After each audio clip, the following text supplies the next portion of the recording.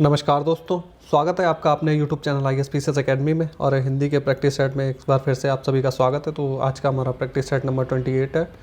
इससे पहले 27 हमारे चैनल पर उपलब्ध हैं, तो आप वहां पर हमारी प्ले लिस्ट में जाके वहां पे आप सॉल्व कर सकते हैं, जो कि आपके एग्ज़ाम के लिए बहुत ही महत्वपूर्ण है। तो अब तो आपका एग्ज़ाम भी आ गया है, तो इसलिए आप जल्दी से जल्दी जाके वहाँ पे हमारी प्ले लिस्ट उठा के देख सकते हैं। तो चलिए आज का क्वेश्चन पहला हम लोग देखते हैं क्या कह रहा है कि वर्तनी के अनुसार शुद्ध शब्द का चयन कीजिए। तो ये आपके ऑप्शन दिए हैं, इसमें से आपको बताना है कि कौन सा शुद्ध रूप से लिखा है। ये जो पूजनीय वर्ड होता है, ये कौन सा लिखने का जो ये शब्द है, ये शुद्ध कौन सा लिखा है। तो ये आपका ऑप्शन नंबर बी जो है पूजनीय, ये आपका बिल्कुल सही तरीके से लिखा हुआ है।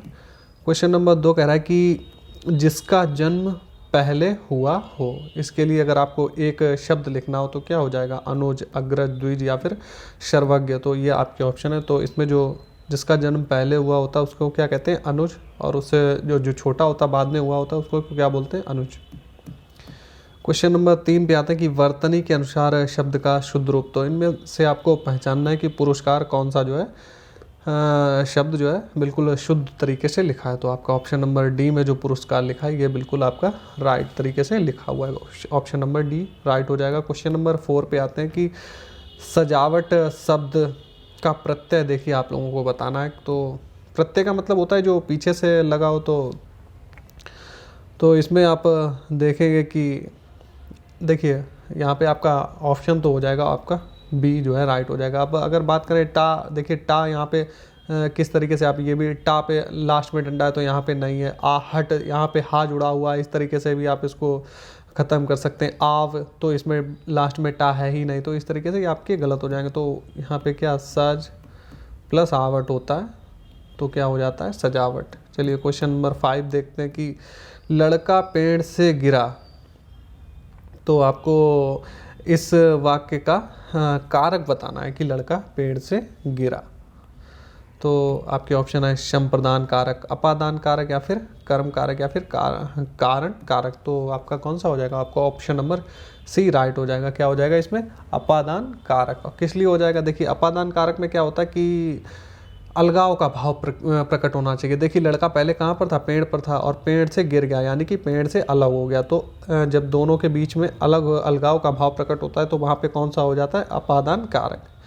देखिए चौराहा कौन सा समास है, देखिए 2-3 बार मैं आपको प्रैक्टिस सेट में करवा चुका हूँ, तो उम्मीद है कि आप सभी लोगों को मालूम ही होगा। इसमें द्विगु समास होता है क्योंकि पहला पद जो है हमारा संख्यावाचक दिया हुआ है। कल के प्रैक्टिस सेट में भी शायद ये क्वेश्चन आया था, तो आज फिर से रिपीट हो गया। क्वेश्चन नंबर 7 देखते हैं कि पुत्री का पर्यायवाची शब्द नहीं है। तो इनमें से कौन सा नहीं है, आपके ऑप्शन है तनय, आत्मजा, श्रुता या फिर दुहिता। ये आपके ऑप्शन दिए हैं, तो इसमें से कौन नहीं है, तनय नहीं है आपका पुत्री का पर्यायवाची। बाकी आत्मजा, श्रुता, दुहिता ये पुत्री के पर्यायवाची दिए हुए हैं। क्वेश्चन नंबर 8 पे आते हैं कि निम्न में से कौन सा शब्द कमल का पर्यायवाची शब्द नहीं है। आपके ऑप्शन है सरोज, सलिल, अरविंद या फिर पंकज। ये आपके ऑप्शन दे रखे हैं, तो इनमें से कौन सा नहीं है, सलिल नहीं है। सलिल किसका होता है, वायु का होता है। बाकी सरोज, अरविंद, पंकज ये किसके होते हैं, ये कमल के पर्यायवाची होते हैं। चलिए क्वेश्चन नंबर 9 पे आते हैं कि जिसकी मति झट सोचने वाली हो। जिसकी मति झट से सोचने वाली हो मतलब कि उसकी कहें तो प्रेजेंस ऑफ माइंड उसकी अच्छी होनी चाहिए। जैसे भी कोई सिचुएशन आए वो तुरंत उसका सोल्यूशन निकाल ले। तो ये पूछा गया, इसके लिए आप एक शब्द क्या होगा, कुशाग्र बुद्धि, द्रुतगामी, प्रत्युत्पन्नमति या फिर दूरदर्शी। आपके ऑप्शन है, तो आपका क्या राइट आंसर हो जाएगा इसमें, आपका ऑप्शन नंबर बी हो जाएगा। प्रत्युत्पन्नमति जो है ये बिल्कुल आपका सही हो जाएगा। चलिए क्वेश्चन नंबर 10 पे आते कि निर्गुण का संधि विच्छेद क्या होगा। आपके ऑप्शन है निर प्लस गुण, नी प्लस गुण या फिर निर प्लस गुण या फिर निह प्लस गुण। तो आपका इसमें क्या राइट आंसर है, निह प्लस गुण मिलके हो जाता है निर्गुण। ऑप्शन नंबर सी राइट हो जाएगा। क्वेश्चन नंबर 11 पे आते हैं 11वें पे कि निम्नलिखित शब्दों में से दिए, देखिए तत्सम शब्द इसमें से आपको पहचानना है। तो आपके ऑप्शन है कलश या फिर कलश या फिर कल्स। कौन सा आपका तत्सम रूप में दिया हुआ है, तो ये आपको पहचाना। तो ये आपका ऑप्शन नंबर कलश इस तरीके का जो लिखा जाएगा ये आपका हो जाएगा तत्सम। वाक्यों में शुद्ध रूप पहचानना है कि कौन सा शुद्ध रूप है। आपका ए दे रखा कि हमारी सौभाग्यवती कन्या का विवाह होने जा रहा है। आपका दूसरा है हमारी आयुष्मती कन्या का विवाह होने जा रहा है। और आपका ऑप्शन नंबर सी कह रहा है कि हमारी सौभाग्यवती कन्या का विवाह होने जा रहा है, या फिर हमारी आयुष्मती कन्या की विवाह होने जा रहा है। तो इसमें कौन सा आपका राइट हो जाएगा? तो इसमें उम्मीद है कि आप सभी लोगों को मालूम होगा कि हमारी आयुष्मती कन्या का विवाह होने जा रहा है, ये आपका बिल्कुल सही हो जाएगा। क्वेश्चन नंबर 13 पे आते हैं हम लोग। क्वेश्चन नंबर 13 में आपको क्या संधि विच्छेद देखना है कि भानुदय का संधि विच्छेद क्या हो जाएगा। ऑप्शन है भानु प्लस उदय, भानु प्लस उदय, या फिर भानु प्लस उदय, या फिर भानु प्लस उदय। तो ये आपके ऑप्शन है, तो इसमें आपको सही आंसर छांटना है। तो आपका जो option number A Bhanu plus Uday हो जाएगा, इस ये मिलके बनता है भानुदय। चलिए क्वेश्चन नंबर 14 पे आते हैं। क्वेश्चन नंबर 14 कह रहा है कि निम्नलिखित वाक्यों में से शुद्ध रूप चुनिए। तो आपके ये इनमें से आपको शुद्ध चुनना है कि हमारे यहाँ तरुण नवयुवकों की शिक्षा का अच्छा प्रबंध है, या फिर हमारे यहाँ तरुण नवयुवकों की शिक्षा का अच्छा प्रबंध है, और की शिक्षा का अच्छा प्रबंध है, या फिर ऑप्शन सी कि हमारे यहाँ नवयुवकों की शिक्षा की अच्छा प्रबंध है, या फिर ऑप्शन डी हमारे यहाँ नवयुवकों की शिक्षा का अच्छा प्रबंध है। तो आपके इसमें से कौन सा राइट हो जाएगा?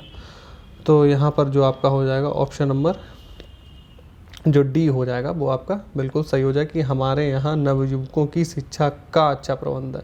यहाँ पे शिक्षा की दिया हुआ है यहाँ पर, तो इसलिए ये यहाँ पर गलत हो जाएगा। चलिए क्वेश्चन नंबर 15 पे आते हैं हम लोग। क्वेश्चन नंबर 15 कह रहा है कि जो शब्द धन का पर्यायवाची नहीं है उसे चुनिए। तो धन का पर्यायवाची कौन सा नहीं है? देखिए द्रव्य, संपदा, दौलत और द्रव्य, ये आपके ऑप्शन दिए हुए हैं। तो इसमें कौन सा नहीं है? इसमें जो आपका द्रव्य है इसको क्या बोलते हैं? लिक्विड। तो यहाँ पे लिक्विड जो है, लिक्विड वाला द्रव्य जो है ये धन का पर्यायवाची नहीं हो जाएगा। चलिए क्वेश्चन नंबर 16 पे आते हैं कि लोगों ने शोरगुल करके डाकुओं को भगाया। उपरोक्त वाक्य में कारक बताना है आपको, कौन सा कारक है? लोगों ने क्या किया? शोरगुल करके डाकुओं को भगा दिया। तो कर्ता कारक, संप्रदान कारक, करण कारक, या फिर कर्म कारक, ये आपके ऑप्शन दिए हैं। तो इसमें कौन सा हो जाएगा? कर्म कारक। लोगों ने क्या काम किया? लोगों ने कर्म किया। क्या किया कि उन्होंने शोरगुल मचाया। तो शोरगुल मचाने के बाद में डाकू वहाँ से भाग गए, तो उन्होंने क्या? कर्म किया। तो यहाँ पर कर्म कारक हो गया। क्वेश्चन नंबर 17 पे आते हैं कि घुड़सवार शब्द निम्न में से क्या है? रूढ़ शब्द, यौगिक शब्द, योग रूढ़, या फिर निरर्थक शब्द। तो इसमें घुड़सवार क्या है? घुड़सवार दो मिला के बना गया, तो इसका मतलब हो जाए कि यौगिक। यौगिक का आपका ऑप्शन नंबर सी राइट हो जाएगा, क्योंकि यौगिक का मतलब होता है जैसे कि कोई चीज़ हो, दो चीज़ों को जब हम मिला देते हैं तो वो बन जाता है यौगिक। तो यहाँ पर घोड़ और सवार को, यानी कि घोड़ा प्लस सवार मिलके क्या बन जाता है? घोड़सवार। तो ऑप्शन नंबर सी आपका राइट हो जाएगा। क्वेश्चन नंबर 18 कह रहा है कि अजायब घर है, देशी शब्द है, विदेशी है, समय, या फिर शंकर है। तो ये आपके ऑप्शन है। तो अजायब घर क्या? एक संकर शब्द है। चलिए क्वेश्चन नंबर 19 देखते हैं कि आचार का विलोम शब्द है। आपके ऑप्शन है अनाचार, अत्याचार, आनाचार। देखिए यहाँ पे था अनाचार, यहाँ पे अनाचार, और डी है विचार। तो ये आपके ऑप्शन है। तो इसमें आचार का जो है विलोम शब्द क्या हो जाता है? अनाचार। क्वेश्चन नंबर 20 देखते हैं। 20 कह रहा है कि दुस्साहस शब्द का उपसर्ग चुनिए। तो उपसर्ग क्या होता है? आगे जो लगा हुआ होता है। तो आगे क्या लगा है? दुस्साहस। तो आपके ऑप्शन है दुस, दू, दूर, या फिर शाह। तो इसमें आगे क्या लगा हुआ है? इसमें आगे लगा, देखिए आगे, और देखिए यहाँ पे आप एक चीज़ ये भी कर सकते हैं, जैसे कि उपसर्ग या प्रत्यय पहचानने का ये भी तरीका होता है कि आप उस चीज़ को अलग करने के बाद में जो शब्द बचेगा, क्या उसको वो जो है एक सार्थक शब्द होना चाहिए। ऐसा नहीं कि उसका कोई मतलब नहीं निकलता हो। तो यहाँ पे जैसे कि मान लीजिए दो साप हटा देंगे तो साहस जो बचा है तो उसका कहीं ना कहीं अर्थ निकलना चाहिए। ऐसा नहीं है कि आप सिर्फ दू अगर हटा देंगे तो साहस, तो इसका कोई अर्थ नहीं निकलता है ना। तो आपका ऑप्शन नंबर ए हो जाएगा, दू प्लस सा। देखिए सा के नीचे जब ये नीचे जो डैश लगा हुआ है, इसका मतलब है कि ये सा जो है आधा लगेगा। क्वेश्चन नंबर 21 कहते हैं कि जगन्नाथ किस संधि का उदाहरण है? आपकी व्यंजन संधि, दीर्घ स्वर संधि, विसर्ग संधि, या फिर यण संधि। तो ये किसका उदाहरण है? ये जो है व्यंजन संधि का उदाहरण है। क्वेश्चन नंबर 22 पे आते हैं। मोर का इसमें आपको तत्सम शब्द बताना है। तो क्या होता है? मऊर, मोयूर, मयूर, या फिर मऊर। तो क्या होता है? सभी को पता है, ऑप्शन नंबर बी मयूर होता है। क्वेश्चन नंबर 23 देखते हैं कि अभिशाप शब्द में उपसर्ग चुनिए। तो क्या होता है? आपके ऑप्शन है अति, अधि या फिर अभी। तो इसमें क्या हो जाएगा? अभी हो जाएगा। अभी को आप अलग भी कर देंगे तो शाप एक सार्थक शब्द भी बना रहेगा। तो आपका ऑप्शन नंबर डी राइट हो जाएगा। क्वेश्चन नंबर 24 पे आते हैं। क्वेश्चन नंबर 24 कह रहा है कि वर्तनी के अनुसार शुद्ध रूप का चयन कीजिए। इसमें आपको ईर्ष्या बताना है कि किस तरीके से आपका जो है राइट लिखा जाएगा। तो आपके ऑप्शन दिए हुए हैं तो आपको पहचानना। तो आपका ऑप्शन नंबर ये जो है ईर्ष्या, इस तरीके से बिल्कुल शुद्ध रूप उसका होता है। क्वेश्चन नंबर 25 देखते हैं कि चंद्रमा का पर्यायवाची शब्द चुनिए। तो बताना है आपका क्या हो जाएगा? निशाकर, तरणी, निशाचर या फिर कृशाणु। तो क्या हो जाएगा? चंद्रमा का पर्यायवाची होता है निशाकर। आपका ऑप्शन नंबर ए राइट हो जाएगा। चलिए क्वेश्चन नंबर 26 पे आते हैं। क्वेश्चन नंबर 26 कह रहा है कि महादेव का पर्यायवाची शब्द चुनिए। गरुड़ध्वज, चंद्रशेखर, नारायण या फिर विशंबर में से क्या हो जाएगा?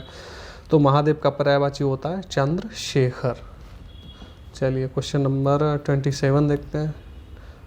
क्वेश्चन नंबर 27 देखते हैं कि यथाशीघ्र शब्दों का समास आपको बताना है। आपके ऑप्शन है अव्ययीभाव, कर्मधारा या फिर द्वंद्व या फिर तत्पुरुष, ये आपके ऑप्शन है। तो यथाशीघ्र में कौन सा होता है? देखिए यथाशीघ्र की मैंने आपको इसका ऑप्शन ए जो है अव्ययीभाव आपका बिल्कुल करेक्ट हो जाएगा। और अव्ययीभाव की जो पहचानने की ट्रिक थी वो भी मैं आपको पहले बता चुका हूँ। चलिए एक बार फिर से आप लोग रिवीजन कर लीजिए कि मान लीजिए शब्द में आपको कहीं पे यथा दिख जाए, ठीक है, या फिर यावत दिख जाए, और क्या था, हर दिख जाए आपको, भर दिख जाए, अनु दिख जाए आपको, ठीक है, और क्या, प्रति दिख जाए या फिर आ दिख जाए। तो इस तरीके के जो आपको कहीं पे ऐड, जैसे यहाँ पे यथा लगा हुआ है तो इनमें से अगर कोई लगा हुआ है तो आप वहाँ पर अव्ययीभाव जो है आपके ठीक होने के मैक्सिमम चांस हो जाएंगे, आप वही टिक कर सकते हैं। चलिए क्वेश्चन नंबर 28 देखते हैं कि क्वेश्चन नंबर 28 कह रहा है कि महात्मा गांधी में अमूल्य गुण थे।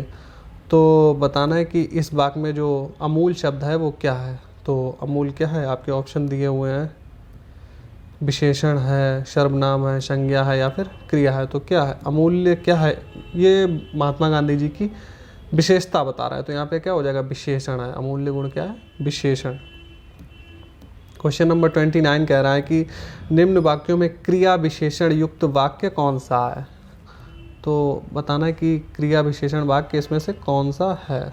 चलिए हम लोग ढूंढते हैं इसमें से कौन सा है। आपके ऑप्शन है मैं कल नहीं जाऊंगा, ये हवा धीरे धीरे बह रही है, यह फूल सुंदर है, या फिर आज हम स्कूल जाएंगे। तो इसमें क्या है कि विशेषण से युक्त होना चाहिए। तो हवा जो है वो धीरे धीरे बह रही है, हवा का जो बह रही है, तो ये जो बहना हो गया धीरे धीरे बह रही है, ये तो आपकी क्रिया हो गई। और जो धीरे धीरे है ये उसकी विशेषता बता रही है कि हवा किस तरीके से बह रही है कि धीरे धीरे। लास्ट क्वेश्चन 30 नंबर हम लोग देखते हैं। निम्नलिखित में से योग रूढ़ शब्द आपको चुनना है। आपके ऑप्शन है पील, दूध वाला, नैन या फिर चक्रपाणी। तो इसमें आपका जो ऑप्शन नंबर बी है चक्रपाणी, ये आपका योग रूढ़ शब्द दिया हुआ है। तो उम्मीद है कि आप लोगों ने अच्छी तरीके से सॉल्व किए होंगे और मैक्सिमम लोगों के क्वेश्चन सारे के सारे सही हुए होंगे। तो चलिए फिर तब तक देखते रहिए और अपने एग्ज़ाम की जो है तैयारी बेहतर करिए। इसी तरीके से मैं आपको एग्ज़ाम तक प्रैक्टिस करवाता रहूँगा हिंदी के क्वेश्चन की। चलिए फिर मिलते हैं नेक्स्ट वीडियो में।